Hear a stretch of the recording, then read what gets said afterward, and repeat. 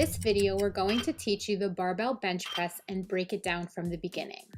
Please note that while we're recommending certain positions, everyone's body is unique, so there will be some variation on an individual basis. We'll begin without the bar to establish proper mechanics without load. Lie down on the bench with your feet on the floor and your eyes on the downside of the bar. The downside of the bar is the side of the bar closest to your feet, not the top of your head. So if your eyes had laser beams coming out of them, they would graze the downside of the bar. Before we grab the bar, we're going to establish your grip width. Grip width is dictated by a couple of things. The first thing that dictates your grip width is the angle of your shoulder when the bar is on your chest. This is the angle formed between your upper arm and your rib cage. The ideal position for the shoulder is about 70 degrees. This optimally protects the shoulder from impingement and recruits the shoulder and chest musculature equally. An angle that is too large can lead to impingement in the shoulder, and an angle that is too narrow omits optimal contribution from the pectoral muscles.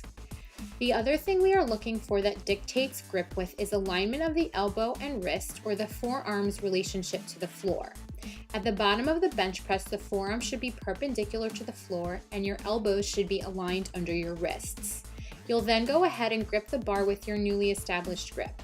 It's okay if you don't get it right immediately. You'll have time to figure it out over the course of your warm-ups. When you take your grip, make sure the bar is sitting in the middle or bottom half of your hand rather than by your fingers. Grip the bar tightly. Press the bar straight up to lock your elbows, and then with straight elbows, take the bar out of the rack and bring it to a point directly over your shoulder joints. You don't want the bar too far forward of your shoulders or too far behind your shoulders. If you play around with the empty bar, moving it forward and back, you should feel a nice little groove where the bar feels most controlled with the least amount of effort. That's right over your shoulder joints. After you've ensured the bar is directly over your shoulder joints, keep it there while you pull your shoulder blades down and back towards your bum and puff your chest up towards the bar. This is improving your shoulder stability and putting your pecs in an optimal position to move heavy weight. Before we begin our reps, it's important to establish our eye gaze. Look straight up at the ceiling, not the bar. You'll notice that in your peripheral vision you can see the bar. Great, don't look at the bar. Just take a mental picture of where the bar is in your peripheral vision, because that's where you'll bring the bar back to at the top of every rep. The bar path for the bench press is not straight up and down, but rather a straight diagonal line to and from a point 2 to 3 inches below your shoulder joints on your chest to back up directly over your shoulder joints. The bar path is diagonal in the bench press because of the shoulder impingement considerations we discussed at the beginning of this video, and the safety and ease of having the bar balanced over the shoulder joint at lockout. Now that we have the bar in our hands, I want to revisit something we discussed before when we were establishing grip width. The best place to begin and the most ideal grip width for the general population is to have your elbows in line with your wrists when the bar is on your chest. Now, there may be a small degree of variation among individuals, but this is the rule of thumb for the general strength training. You'll be able to identify if your grip is too wide by the forearm being angled more out, or if it's too narrow by the forearm being angled inward of the elbow. Being too wide or too narrow can have injury implications on the wrist and elbow. We're also going to review the bottom position from the side. When the bar is on your chest, you want the tip of your elbows just slightly in front of the bar. This puts the center of the elbow joint in line with the center of the wrist joint.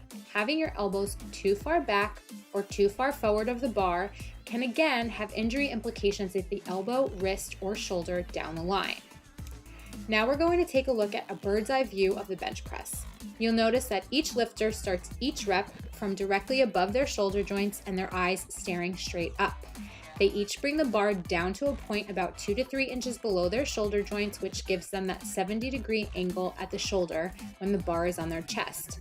At the bottom, elbows are aligned in all planes with their wrists, and they are still staring straight up at the ceiling. No one is looking at the bar. They then all return the bar back up to the same spot it started, directly over their shoulders. We have one last thing to review before we begin with the bar: leg drive. Leg drive is important in the bench press because it helps contribute to moving the load. Using your legs appropriately helps you move more weight effectively and efficiently, which ultimately allows you to get as strong as possible. Additionally, leg drive has a protective effect on the shoulder against overuse injuries. You can do this drill with or without a training partner. Have your training partner put their hands on the top of your shoulders and push your shoulders towards your feet. At the same time, you should be pushing into their hands. Don't let your hips drive up to the ceiling or come off the bench. If you don't have a training partner, then without the bar in your hands, push your body in the direction of your head so you slide your head off the edge of the bench. Don't let your hips drive up to the ceiling or come off the bench. That's leg drive, and it's important to establish this early on in your training and early on in your warm-ups for each session. So let's review this process.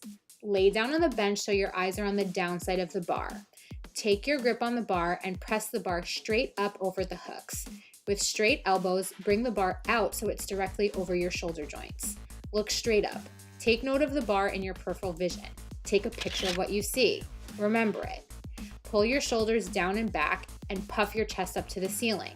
Take a big breath in and hold it, and press your feet down into the ground. Bring the bar in a straight, diagonal line down to a point on your chest such that your shoulder angle is 70 degrees and your elbows and wrists are in alignment in all planes. While you are bringing the bar down to your chest, keep your chest puffed up. Never let it collapse. Then press the bar up and back in a straight diagonal line, returning it to the same spot in your peripheral vision over your shoulders. Exhale. Repeat this process until you are done with your set. Then with locked elbows, return the bar back into the rack by hitting the uprights and lowering the bar to the hooks. Don't fish for the hooks. Now let's look at some different people benching. You'll notice various grip widths and arch heights because everyone has a varying degree of flexibility and everyone is shaped differently. Over the course of your training career, you'll improve your ability to get tight, arch, improve your bar path, and use your leg drive. Just keep practicing and don't give up. Use every warm-up rep and every warm-up set to work on establishing good technique. Before we let you go, we just want to discuss something important. If you're training without a spotter and without spotter arms, it's extremely important to bench without collars on the bar. If you fail to be able to move the load off your chest, you need an escape route. With collars on the bar, you are unable to dump the load and may be stuck for some time waiting for someone to come help you. While we always recommend benching with a spotter or spotter arms, we know it's not always possible. So it's important to be as safe as possible when you're alone. When in doubt, rack the bar instead of taking a rep you feel like you might fail. However, if you do get stuck and you have collars on the bar, you're really stuck. Without collars on the bar, you are able to dump the plates off and safely get up. That's it. For a proper bench workout, you'll do 2 sets of 5 reps with the empty bar, then take evenly spaced jumps up to your working set while tapering the reps. We've linked a Barbell Training warm-up app below that we highly recommend in order to appropriately warm up to your working